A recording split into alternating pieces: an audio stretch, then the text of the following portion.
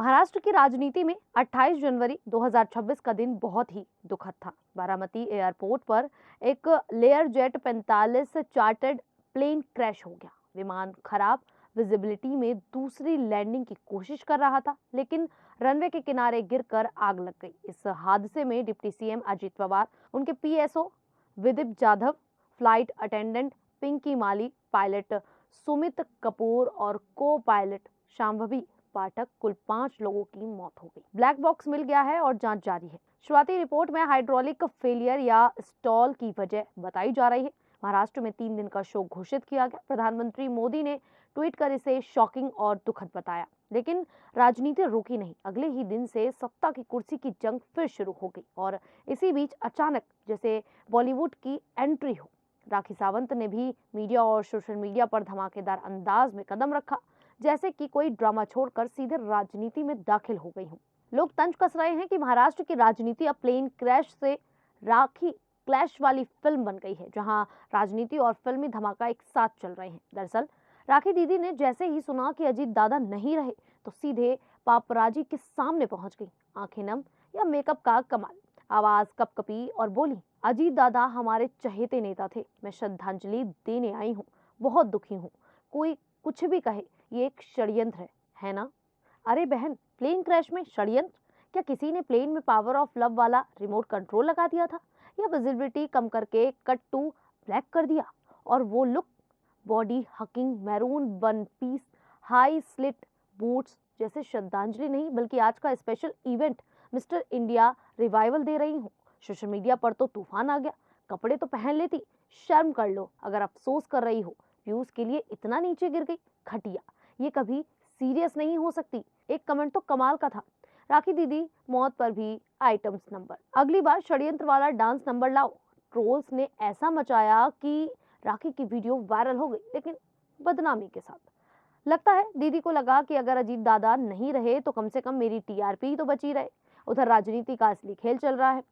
अजीत दादा का अंतिम संस्कार 29 जनवरी को बारामती में हो गया। 30 को बेटों ने अस्थियां विसर्जित की और 31 जनवरी को, बस 3 दिन बाद, उनकी पत्नी Sunetra Pawar deputy chief minister की शपथ ले रही हैं। महाराष्ट्र की पहली महिला डिप्टी सीएम बन रही हैं। एनसीपी ने उन्हें लीड एडमिनिस्ट्रेटिव पार्टी लीडर चुना। फाइनेंस छोड़कर सारे पोर्टफोलियो उन्हें मिल गए। शरद पवार ने कहा कि फैमिली से कुछ भी नहीं पूछा गया, पार्टी ने खुद ही फैसला कर लिया। पार्थ पवार का राज्यसभा टिकट भी लगभग पक्का हो गया। मतलब शोक एक दिन, सत्ता अगले दिन। कुर्सी खाली हुई नहीं कि नया चेहरा बैठ गया। राखी दीदी की षड्यंत्र वाली थ्योरी पर तो लोग हंस रहे हैं, लेकिन असल षड्यंत्र तो राजनीति में लग रहा है। मौत की 3 दिन में ही पवार ट्रांसफर। राखी सावंत का बैकग्राउंड तो पुराना है, उनका करियर हमेशा सुर्खियों से भरा रहा है। 90 के दशक के आखिर में बॉलीवुड में एंट्री, अग्निचक्र जैसी फिल्मों से शुरुआत, फिर मैं हूं ना, मस्ती और क्रेजी 4 जैसे प्रोजेक्ट में आइटम नंबर। यहीं से उन्हें ग्लैमर और बोल्ड इमेज वाली पहचान मिली। असली पॉपुलैरिटी उन्हें बिग बॉस 1 से मिली और बिग बॉस 14 में फाइनल तक पहुंचकर उन्हें फिर साबित कर दिया कि कैमरे के सामने रहना उन्हें बहुत अच्छे से आता है। उनकी पर्सनल लाइफ भी अक्सर हेडलाइन में रही। 2019 में रितेश से शादी की चर्चा, फिर 2022 में आदिल खान से रिश्ता, जो बाद में कानूनी विवादों और एफआईआर तक पहुंचा। मीडिया रिपोर्ट्स के मुताबिक उनकी संपत्ति करोड़ों बताई जाती है, लेकिन उनकी सबसे बड़ी पूंजी हमेशा से पब्लिसिटी ही रही है। समय के साथ उनकी इमेज आइटम गर्ल से ज्यादा कंट्रोवर्सी क्वीन की बन गई है। किसी भी बड़े मुद्दे पर उनका बयान अक्सर चर्चा खड़ी कर देता है।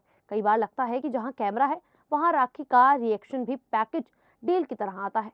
थोड़ा ड्रामा, थोड़ा इमोशन और भरपूर हेडलाइन मटेरियल। कुल मिलाकर अजीत पवार की मौत ने महाराष्ट्र को हिला दिया, लेकिन राखी सावंत ने इसे ट्रोल फेस्ट बना दिया।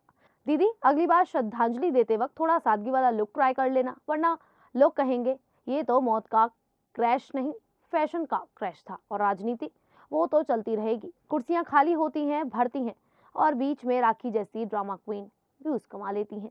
खैर, आप सभी को ये जानकारी कैसी लगी और राखी सावंत का लुक कैसा लगा, आप हमें कमेंट करके जरूर बताइएगा। अभी के लिए इतना ही, फिर हाजिर होंगे ऐसी ही देश और दुनिया से जुड़ी बड़ी खबरों के साथ। तब तक के लिए देखते रहिए द न्यूज़ 15।